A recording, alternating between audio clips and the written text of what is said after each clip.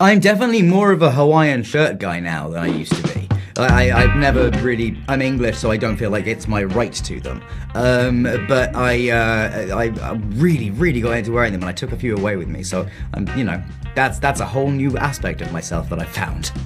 Yeah, I know how to properly do a Vogue pose, which I did not know how to do before. Like, a lot of people think it's this. It's not. It's like this, like, backwards kind of like thing. That's hard to be fast. Yeah. Yeah. It is hard.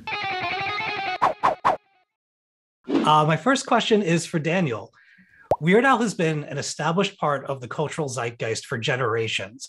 What was going through your mind as you prepared to play someone so iconic? And has your opinion of Al's legacy changed throughout the project? It's only, I think, just grown as I've come to realize, have more of an appreciation for how much he's done and where he came from. You know, if you had said in the early 80s that this guy who's just like released his first 3 singles about, you know, My Bologna, Another One Rides the Bus, and I Love Rocky Road, that, you know, that guy is going to be around in like 40 years from now, and, you know, you will be able to make a good, I think, a good argument that he should be in the Rock and Roll Hall of Fame. Like, how is he not? I know, it's mental. I think it's because they have weird about parodies. Rules. I don't know. But yeah, it was very nerve-wracking. But I think most of the pressure came from, honestly, like myself. Like, I am a fan of Al, so I was really concerned about like not letting the side down and not screwing up. But yeah, thankfully, he didn't put any pressure on me himself. He was very chill about it.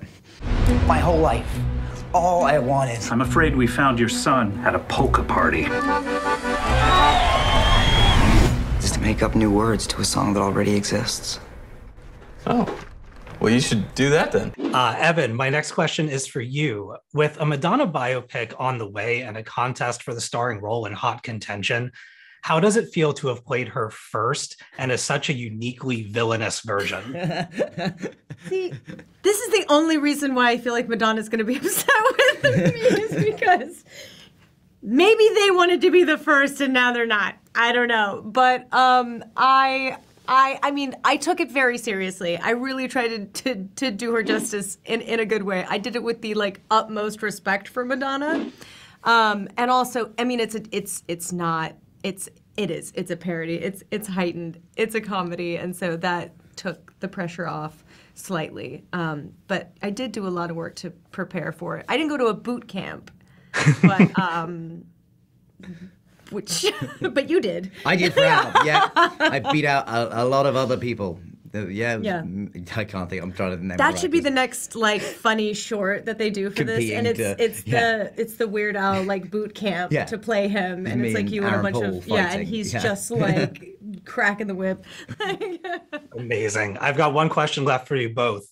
What's the weirdest characteristic you've adopted since taking on these legendary roles? Any gestures, facial tics? I'm definitely more of a Hawaiian shirt guy now than I used to be. I've never really, I'm English, so I don't feel like it's my right to them. But I really, really got into wearing them, and I took a few away with me. So, you know, that's a whole new aspect of myself that I found. Yeah. There you go. I know how to properly do a Vogue pose, which I did not know how to do before. Like, a lot of people think it's this. It's not. It's like this, like, backwards kind of like. That's a valuable life skill. Yeah. It is hard. Fantastic. Well, thank you both so much for your time. I love the movie, and take care.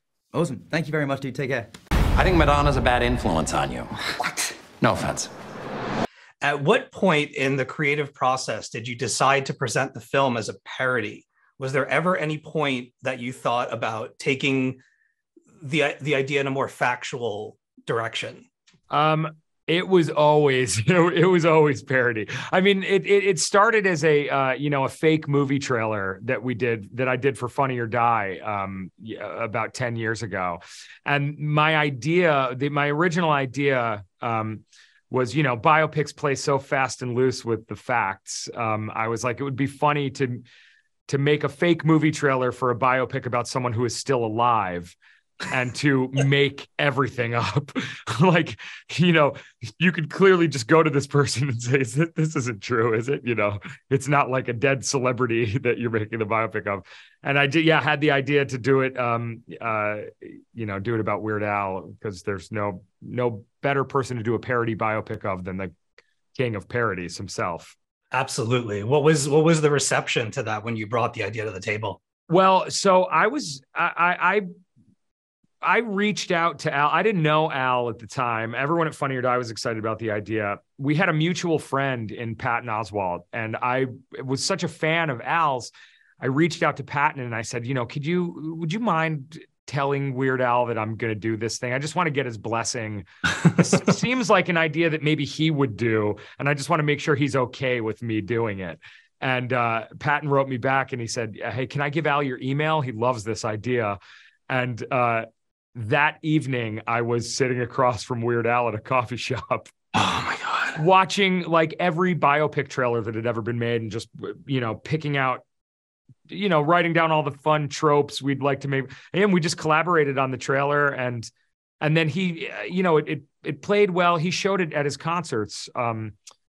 Over the course of like 10 years, Al would show this trailer. It was Aaron Paul as Weird Al and Olivia Wilde as Madonna in the fake trailer. Oh, wow. And he would show these at his concerts, like during a costume change. And people after shows would come up to him and say, is this real? Like, how can I see this movie? And he was like, it's not. It works well as like a little short 3-minute thing. And then in 2019 with Bohemian Rhapsody and Rocket Man coming out, Al emailed me out of the blue and was like, hey, I think it's time we like really make this movie. So it was always sort of, the conceit was always like, we're going to dramatize Al's life and just make it all, fictional. That's amazing. That trailer must have been before my time. I've actually seen him live twice. Oh, wow. Yeah, it was quite the experience. That's awesome. So between working with Andy Samberg of The Lonely Island on Brooklyn Nine-Nine and tackling the Weird biopic with Weird Al, you've partnered with some of the most iconic names in musical comedy. How does that make you feel? And how do you think they've influenced your approach to comedy overall? Yeah, well, I mean, it's amazing. Like I was a fan of Weird Al's, since as long as I can remember. I think Eat It came out on MTV when I was like 4 years old. And I distinctly remember my mom showing it to me, knowing that I would think it's funny.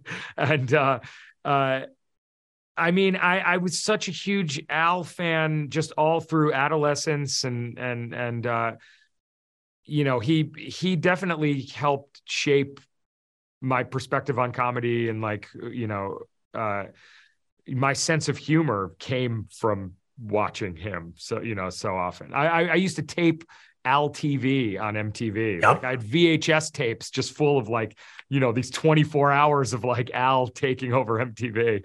And so it's incredible getting to work with him and collaborate. We're writing partners and producing partners on this movie, and friend. He's a close friend of mine now, which is insane. Samberg too. Like I was such a fan of like Lonely Island and even the stuff they were doing at Channel 101, but prior to them getting on Saturday Night Live, and have just like always been, just such a giant fan. I loved Pop Star, and yes. I'm like happy. I'm lucky to like. I'm not very close with those guys, but they're friendly acquaintances, and I feel lucky just to kind of be in the world that I'm in and surrounded by the people that I'm surrounded by. It's great to all these people that have influenced you over the years to get to like work side by side them is really rewarding. Well, I love the movie. I'm very excited for you, and I'm excited to see what you do next. Thank you so much for your time. Yeah, thank you. Take care. Bye-bye.